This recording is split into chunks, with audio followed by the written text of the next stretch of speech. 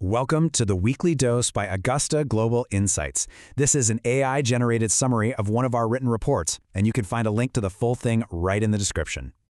So how are these three things possibly connected? Trash collection, a big tech AI play, and a South American election.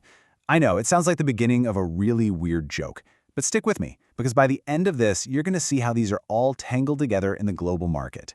Let's start by pulling on that first thread. All right, so our first stop is a concept that honestly gets overlooked all the time, especially when everyone's chasing the next big flashy tech stock. We're talking about the incredible power of boring.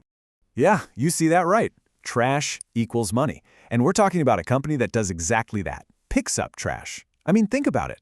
What's one service that never, ever stops, no matter what's happening in the world? A recession, a pandemic, you name it. People still need their trash collected. And that, right there, that reliability, that's what leads to this very simple, very powerful equation.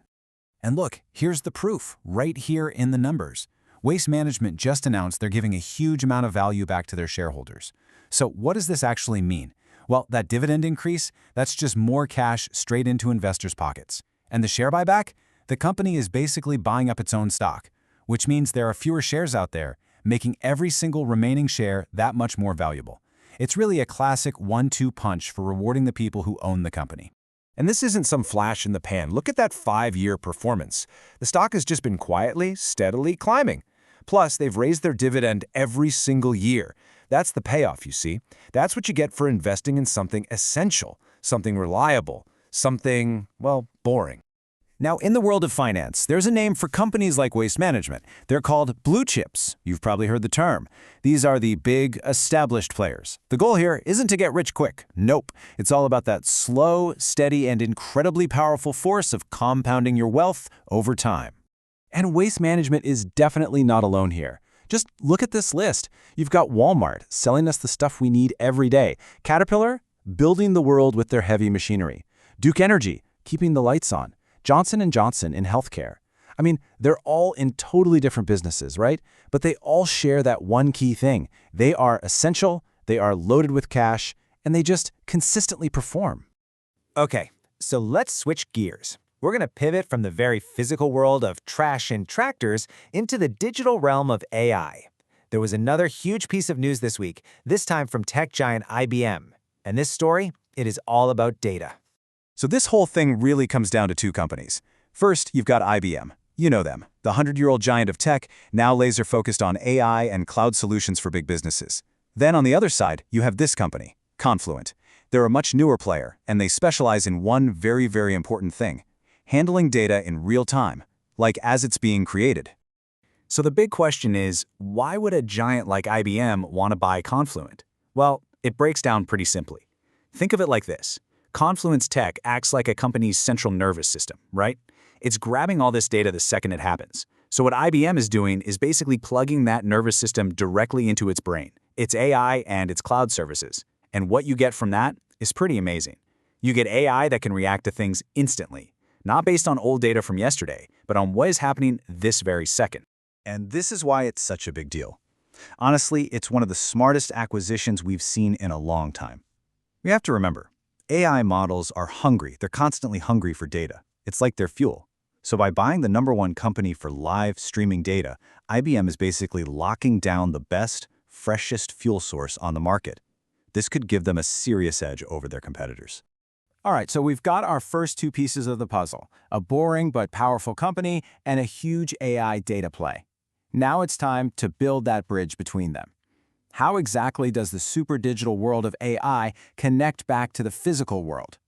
Think about it. All these tech companies are in a race to build these massive, sprawling AI data centers. But there's this giant question that nobody's fully answered yet. Where is all the power for these things going to come from? What's the biggest physical bottleneck holding back this whole AI boom? Well, let's run through the usual suspects. You've got nuclear, right? Super efficient, but it can take, 6 to 10 years just to build a new reactor. Then there's renewables. We all love solar and wind, but they're intermittent. AI data centers need power 24/7, not just when it's sunny or windy. Natural gas? There's a 5-year waiting list just to get the turbines. And hydropower is completely at the mercy of the weather. So, none of these are the silver bullet. See, the real issue isn't just about generating the power. It's about transmitting it. You have to get all that electricity from where it's made to where it's needed. And that entire grid, that whole infrastructure, relies on one crucial physical material. And that answer is copper. And this is where it all comes together. So there was a presidential election down in Chile, and a pro-investment leader won. Okay, so what? Why does a politician in South America matter to a tech company in California? Well, because Chile just happens to be the world's #1 producer of copper. A government that's friendly to business and investment means a more stable, more secure supply of the one physical material that the entire AI revolution absolutely depends on to get built and powered up. So, let's zoom out and pull all these threads together. We've gone from a garbage truck on your street to a massive data center all the way to a presidential election in South America. What are the big takeaways from all this? First off, look for value in boring. It's easy to forget, but these stable, cash-rich businesses like waste management can be absolute powerhouses for long-term returns. Second, AI is a data game. Plain and simple. It's not just about having the smartest algorithm. It's about who can feed their AI the best, freshest, real-time data. And IBM's move just proved that. And finally, the digital world depends entirely on the physical world. That AI cloud you hear about, it's literally built with physical materials, like copper, that have to be mined from the earth. Geopolitics in a country like Chile suddenly becomes critically important. And that really leaves us with something to chew on, right? What other boring industries are out there? What other hidden physical materials might be totally crucial for whatever the next big wave of technology is? It's worth thinking about.